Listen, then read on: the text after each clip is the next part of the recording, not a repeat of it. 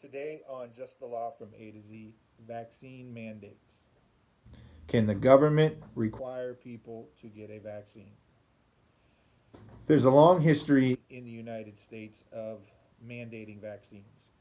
In 1905, the United States Supreme Court decided a case by the name of Jacobson versus Massachusetts, in which the court held that a Massachusetts law making it a crime not to get the smallpox vaccine was in fact constitutional.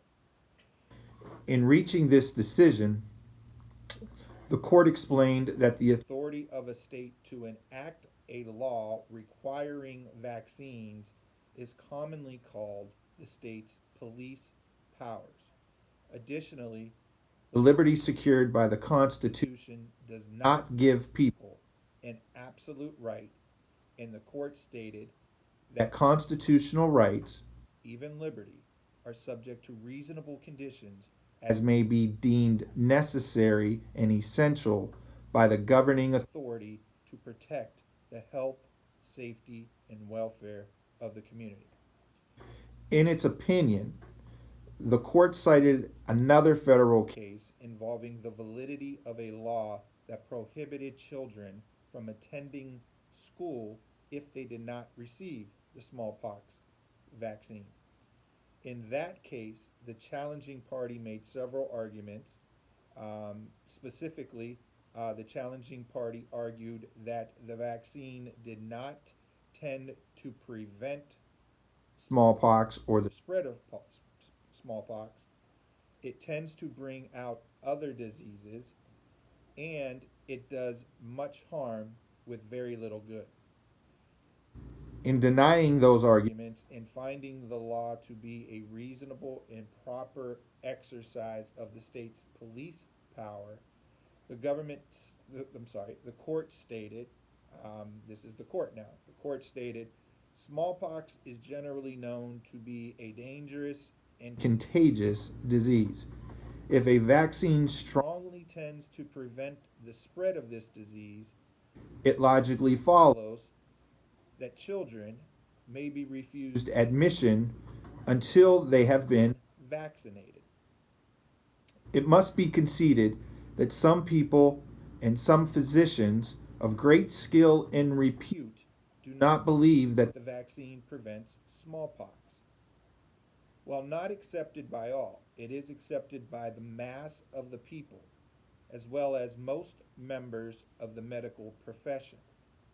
The possibility that the belief in support of vaccines may be wrong and that the science may yet show it to be wrong does not matter, because it is the right of the government to pass laws which, according to the common belief of the people, are adopted to prevent the spread of contagious diseases. So, in a more recent case, Indiana University, a state university, mandated vaccines for students and employees starting this fall. 8 students filed a lawsuit to prevent the enforcement of that mandate. The United States District Court for the Northern District of Indiana denied the students' request, so the students appealed that decision to the Seventh Circuit Court of Appeals. On August 2nd, 2021, the appeals court also denied the students' request. In reaching its decision, the court relied on the Jacobson case. According to the court, the Indiana case, was easier to decide than even Jacobson was for two reasons. First, Jacobson upheld a vaccination requirement that lacked any exceptions for adults, but the Indiana University mandate has exceptions for religious and medical reasons. Second, Jacobson required every adult to be vaccinated, but the Indiana University mandate does not. According to the court, universities may decide what is necessary to keep other students safe in a congregate setting. Health exams and vaccinations against other diseases are common requirements of higher education. Additionally, the vaccination is a condition of attending the university.